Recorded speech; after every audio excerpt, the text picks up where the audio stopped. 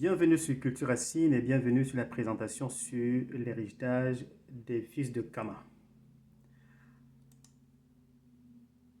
Avant d'entamer la présentation sur l'héritage des fils de Kama, nous allons faire un retour sur la vidéo sur Kama et l'homme de la mer. Cette première vidéo avait pour but d'accroître la confiance en soi chez les enfants en les introduisant à la connaissance de certains aspects de notre histoire, de l'histoire de l'Afrique, et attirer leur attention sur l'environnement dans lequel ils vivent, pour les préparer à être prêts pour les enjeux auxquels ils vont faire face aujourd'hui. Parmi ces enjeux, il y a le contact avec les Européens qui a créé un contexte de honte, de peur, de manque de confiance, qui fait que la plupart des gens ont honte d'être africains, nos enfants ont honte d'être africains. Ils adoptent des attitudes en contradiction avec les valeurs ancestrales africaines. Le but de cette présentation, c'est de continuer sur cette idée, de reconforter l'idée que l'homme noir a de la valeur. L'héritage des fils de Kama est une présentation dans laquelle on a préparé des questions à titre indicatif qui permettront aux enfants de mieux assimiler les contextes des contenus le contenu qui va être partagé. À titre indicatif, donc, nous avons pensé à quelques questions, à savoir qu'est-ce qu'un héritage, qu'est-ce qu'un patrimoine, à quoi sert un héritage, donner des exemples d'héritage, comment faire pour préserver un héritage, à qui revient la responsabilité de créer un héritage, quand sont arrivés les premiers Noirs en Afrique et au Canada, en Amérique et au Canada. On s'entend que à titre indicatif, donc, que ces questions sont posées, le présentateur pourra poser d'autres questions selon son inspiration. On va faire quelques définitions. La définition du patrimoine, la notion d'héritage et de succession en lien avec le patrimoine. Le patrimoine est un ensemble de ressources qui permettent de bâtir un héritage. L'héritage, quant à lui, est un ensemble de biens reçus par voie de succession. On peut parler d'héritage d'une famille, d'un village, d'un pays, d'un continent ou d'un peuple. On peut aussi parler du patrimoine mondial. Il s'agit ici d'un ensemble de biens culturels et naturels qui présentent un intérêt exceptionnel pour l'héritage commun de l'humanité. On peut aussi, à partir de la définition qui précède, parler du patrimoine familial et dire qu'il s'agit d'un ensemble de biens culturels et naturels présentant un intérêt exceptionnel pour l'héritage propre à une famille. On peut comprendre qu'il y a deux aspects ici, un aspect dynamique et un aspect figé. La notion d'héritage par rapport au patrimoine a un aspect différent. Le patrimoine est une notion figée car elle est neutre et stérile. Ce qui devient un héritage dépend de ce que les successeurs vont en faire. Car si quelqu'un refuse un patrimoine, la chose qui est refusée va continuer à exister, mais il ne s'agira plus d'un héritage car il n'aura pas été transmis. Et alors, cet héritage risque de disparaître. La notion d'héritage est féconde, car elle est dynamique et indique le mouvement dans le temps du patrimoine et de la richesse qui passe d'une génération à une autre, qui se l'approprie comme source de solution et point de départ. Alors, quel est notre héritage aujourd'hui? Quel est le patrimoine que les ancêtres ont laissé? Donc, avant de passer, on peut résumer en disant que l'héritage, c'est ce qu'on obtient à la naissance ou de nos parents. C'est ce que nous transmettons à notre tour à notre descendance. Alors, cela implique un devoir et une responsabilité. Nous devons ajouter à l'humanité. Nous devons apporter une contribution à l'humanité. Et pour apporter cette contribution, nous devons d'abord connaître c'est quoi notre héritage. Il existe différents types d'héritage. Les héritages matériels, les héritages immatériels. Les héritages matériels, c'est les choses physiques comme les pyramides. L'héritage immatériel ou patrimoine vivant, c'est des techniques, des pratiques culturelles transmises de génération en génération qui se sont adaptées progressivement jusqu'à aujourd'hui. C'est un savoir-faire, des arts, l'agroalimentaire, la santé, les sports ou les loisirs. Dans le dictionnaire, on dit qu'un groupe de personnes doivent reconnaître ces savoir-faire pour qu'ils soient considérés comme un patrimoine. Alors, nous allons aller chez les peuples des Grassfield du Cameroun et les Baoulés de la Côte d'Ivoire pour voir un élément patrimonial qu'on appelle le Ndop. et on va voir les dérivés du palmier raffia à l'ouest du Cameroun. À gauche, dans l'image de gauche, vous voyez ce que vous voyez, c'est l'arbre du raffia. Au milieu, c'est le fil qui est récolté à partir des feuilles du raffia. À droite, c'est le vin que produit le raffia. Ici, nous sommes dans le processus de fabrication d'une dope, dans lequel le fil qu'on a trouvé dans l'image d'avant permet de créer des motifs sur le dessin que vous voyez ici.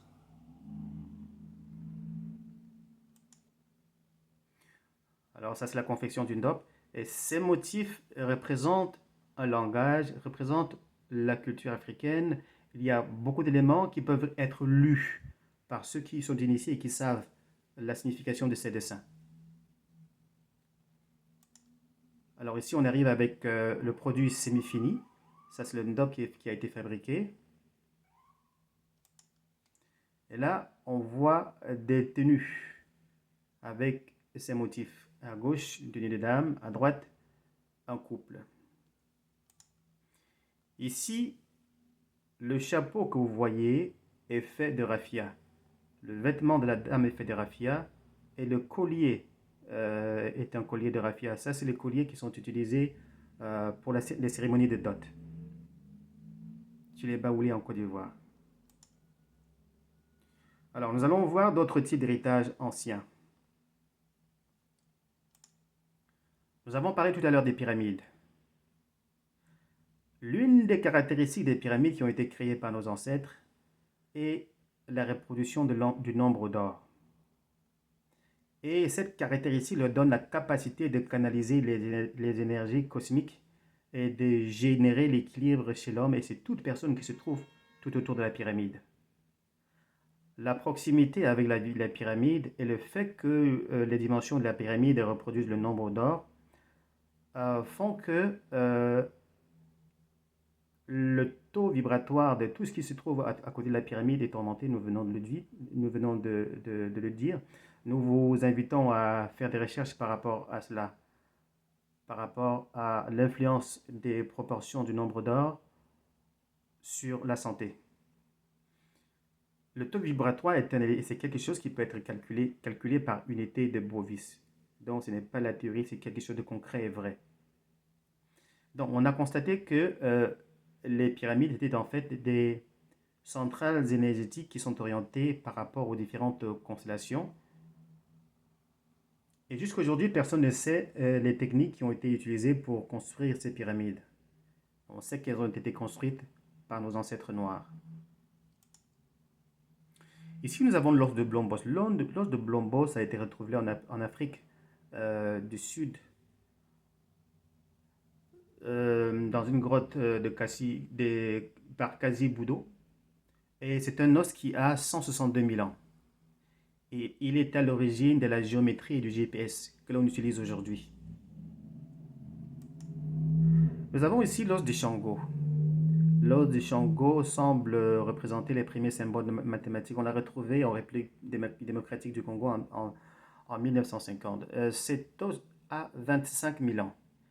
Et sur l'os, on trouve une série de nombres premiers qui sont divisibles par... les nombres premiers sont des nombres qui sont divisibles seulement par eux-mêmes et par 1.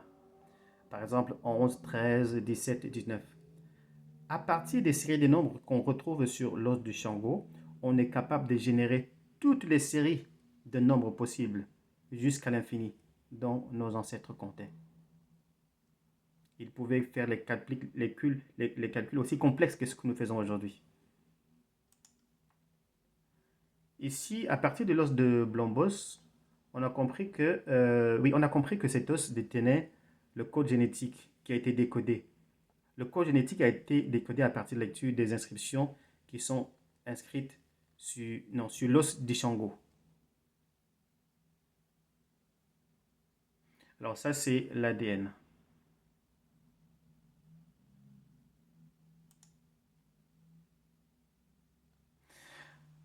Autres héritages, la place de la femme. D'autres héritages dont on peut parler, c'est la place de la femme dans la société africaine.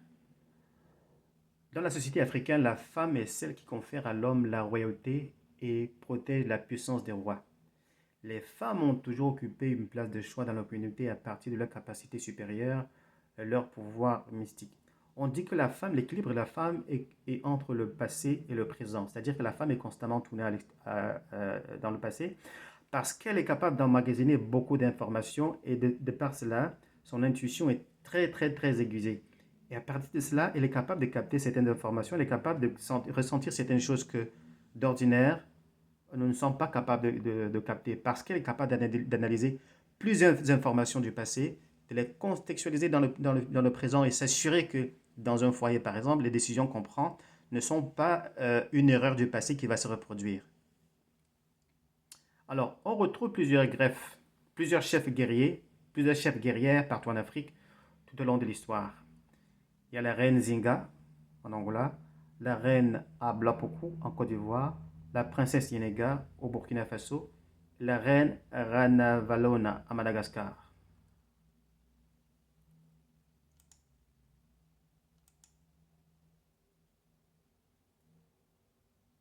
Pour illustrer l'importance de la femme chez les peuples africains, ici vous avez le Moronaba qui est un chef supérieur, c'est les Moussis du Burkina Faso.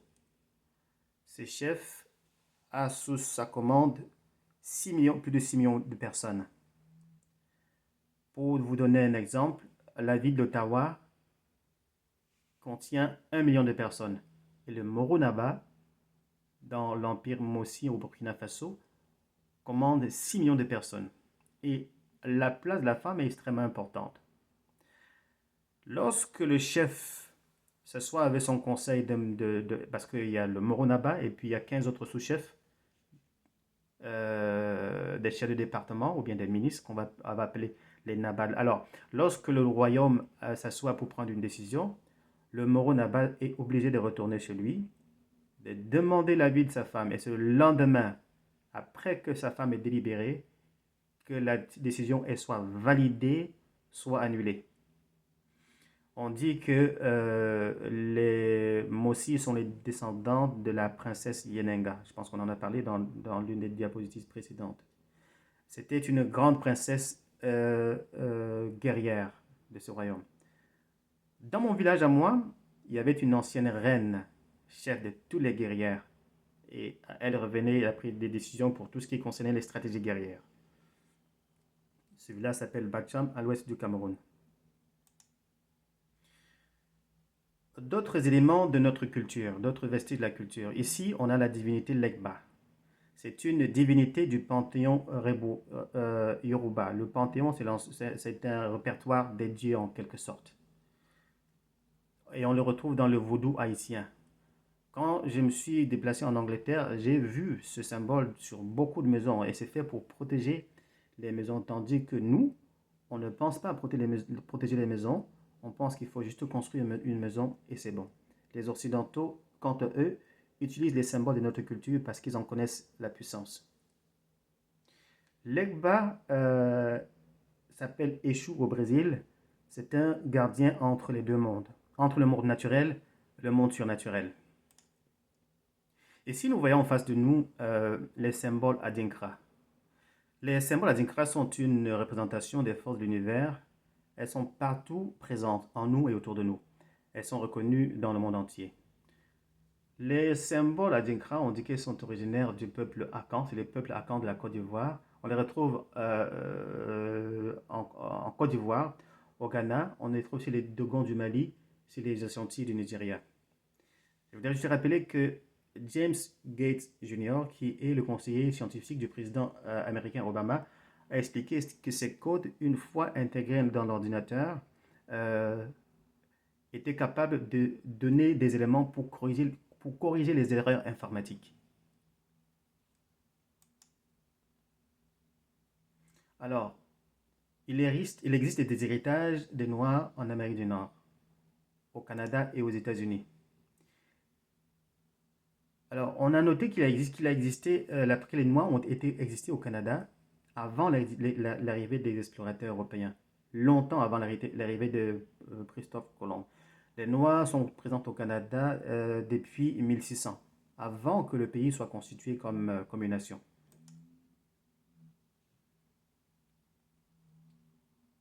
Alors, les Noirs sont présents aux États-Unis avant la création du pays comme nation aussi, avant l'arrivée des Blancs. En 1715, au XVIIIe siècle, il y a eu une guerre qu'on a appelée la guerre des Yamasee. Cette guerre a été faite pour exterminer tous les Noirs qui existaient aux États-Unis, dans la région de la Virginie.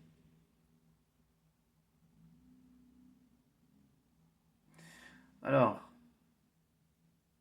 les Indiens Creek font partie aujourd'hui du grand groupe indien Cherokee. Le professeur de l'université de James Madison, Joe Opala, affirme que les peuples indiens noirs et les peuples indiens blancs existaient et se mariaient entre eux, vivaient en harmonie avant l'arrivée des Blancs. En 1823, des logements ont été donnés aux Indiens noirs et blancs parce que le gouvernement, à un certain moment, les a dépossédés de leurs terres. Donc, en 1823, ces logements ont été donnés parce qu'on les avait dépossédés de leurs terres. Et si on donne la terre à une personne, ça veut dire qu'elle n'est pas un esclave, parce que les esclaves n'avaient pas droit à la terre. Donc, on leur a donné comme réparation pour avoir enlevé les terres aux autochtones, noirs et blancs, lors de la colonisation. En 1830, les terres ont été reprises par le gouvernement fédéral des États-Unis. Et il y a une compensation de 56 millions de dollars qui a été donnée comme réparation à 16 autochtones blancs et noirs. Ici en face, c'est un noir, c'est un chef autochtone. J'ai dit deux chefs, mais en fait c'est juste un chef autochtone que vous pouvez voir à droite. La présence des Noirs au Canada. Mathieu d'Acosta, le traducteur des colons, est né en 1859, mort en 1619 à Québec. Alors, il est arrivé en même temps que les colons européens au Canada, mais on imagine qu'il devait y avoir déjà d'autres Noirs au Canada. Alors, on va citer quelques faits. Alors, au Canada, les Noirs sont au Canada depuis 1749. Les loyalistes noirs sont arrivés en Nouvelle-Écosse à partir de 1749, c'est-à-dire après la guerre, à la fin de la guerre aux États-Unis, après leur libération, quand ils ont eu le droit de devenir des citoyens. Donc, au Canada comme aux États-Unis, les Noirs sont présents depuis avant la création du pays. Il y avait une ville qu'on appelait Africville à Halifax. Et dans cette ville, les autorités refusaient d'offrir de l'eau et les services d'enlèvement de poubelles. Et au contraire, ils ont créé un dépotoir à ciel ouvert. Et pour avoir créé ce dépotoir, ils sont venus raser la ville en disant que la ville était insalubre. Vous voyez ici, cette ville a été détruite. Donc, oh, j'ai oublié de regarder la date. Bon, ça c'est une image qu'on retrouve dans le musée d'Afriqueville. Et cette ville, vous voyez, en 1960, ce que les Noirs avaient fait au Canada. Ça c'était leur ville, la ville appartenait aux Noirs, mais elle a été détruite. C'est quoi l'avantage d'avoir un héritage? L'avantage d'avoir un héritage, c'est de ne pas commencer sa vie à zéro, de ne pas reproduire les mêmes erreurs, c'est d'être fort. L'héritage nous permet de découvrir nos dons et nos talents naturels. C'est quoi les inconvénients de ne pas avoir d'héritage? C'est qu'on va tourner en rond, on n'a pas de point de départ, on n'a pas de racines et on peut être facilement trompé par d'autres. Quelle est notre responsabilité vis-à-vis de l'héritage? C'est de le connaître tout d'abord, c'est de pouvoir s'en inspirer pour créer des choses pour aujourd'hui. Nous avons le devoir de le protéger, de l'enrichir pour pouvoir le passer aux générations futures. Si vous connaissez votre propre chemin, vous serez capable d'ajouter quelque chose à la suite de ce que les ancêtres ont fait. Mais si vous ne connaissez pas votre héritage, vous allez adopter l'héritage de quelqu'un d'autre. Et l'héritage de quelqu'un d'autre ne sera jamais à votre avantage, mais l'avantage de la personne qui a créé cet héritage. Qu'est-ce que nous pouvons retenir en gros de cette présentation? On peut retenir que les traditions ont trouvé les moyens de se faufiler à travers l'histoire et nous avons le devoir de les apprendre. C'est un langage qui est encodé à travers la langue parlée, à travers les vêtements, à travers les moindres actes de la vie quotidienne. Les traditions portent aux yeux de ceux qui savent la connaître les messages cachés par ceux qui sont passés avant nous. Celui qui sait reconnaître ces éléments qui sont cachés à travers les traditions a la clé pour plusieurs mystères et la solution à beaucoup de problèmes que nous avons aujourd'hui. On dit que notre langue nous permet en fait de connaître une partie de notre histoire. On raconte que au contact des Blancs, nos langues ont changé. Nos ancêtres ont transformé la langue de manière à être capable de dire une chose que tout le monde comprend, mais qui, placée d'une certaine façon, va pouvoir passer un message aux gens qui font partie d'une même communauté, mais que ceux qui ne font pas partie de cette histoire, ceux qui ne connaissent pas cette histoire, ne peuvent pas comprendre. Et on a encodé la langue comme ça pour pouvoir cacher certaines clés, pour nous donner la possibilité d'avoir des réponses aujourd'hui. Et ça veut dire que si nous connaissons nos langues, nous connaissons nos calculs, nous connaissons nos langues, notre culture, nous serons capables d'avoir certaines réponses que nous sommes les seuls, dont nous sommes seuls dépositaires. Nous sommes, et un patrimoine dont nous sommes seuls dépositaires. Il y a certains secrets que nous pouvons ajouter à l'humanité. Lorsque nous ne connaissons pas notre culture, nous nous empêchons de pouvoir d'apporter cette contribution culturelle pour l'amélioration du monde. L'héritage des fils de Kama se trouve partout sur la planète en conclusion. C'est à vous de vous éveiller, de vous enrichir et de faire vos propres recherches pour venir nous les partager. Nous avons tous un héritage et il faut tous le découvrir et l'enrichir. Nos héritages sont particuliers et propres à nous. Ils permettent de créer un sentiment de communauté et une vision commune pour nous connecter à nous-mêmes, pour nous connecter tous. Il faut le connaître et le valoriser, on ne le dira jamais assez. On doit le connaître, le valoriser et l'enrichir, car c'est le seul moyen de garantir un avenir meilleur pour nous et les générations à venir. Merci pour votre attention.